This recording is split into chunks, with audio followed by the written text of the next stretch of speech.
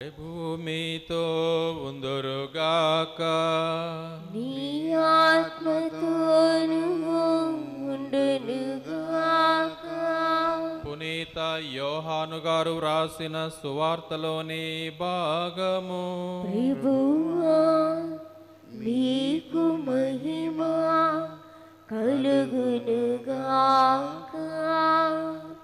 1వ అధ్యాయము 35వ వచనం నుండి 42వ వచనం వరకు.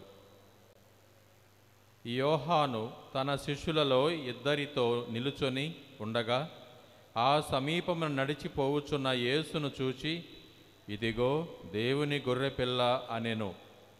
అది విని ఆ ఇద్దరు శిష్యులు యేసును వెంబడించిరి.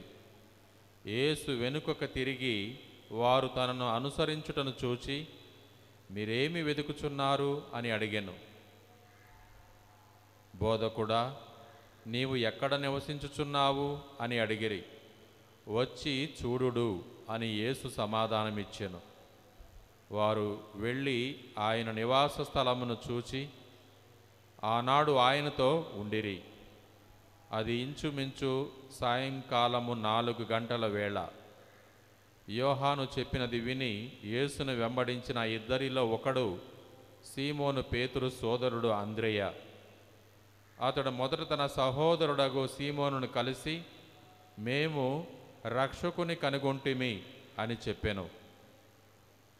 అతడు సీమోను యేసు యొద్దకు తీసుకొని రాగా యేసు అతన్ని చూచి, నీవు యోహాను కుమారుడు వగు సీమోనువు, నీవు కేఫా అని పిలువబడదువు అనెను. కేఫా అనగా రాయి అని అర్థము. ఇది క్రీస్తుని సువిశేషము. క్రీస్తువా, స్తుతి కలుగునుగాక.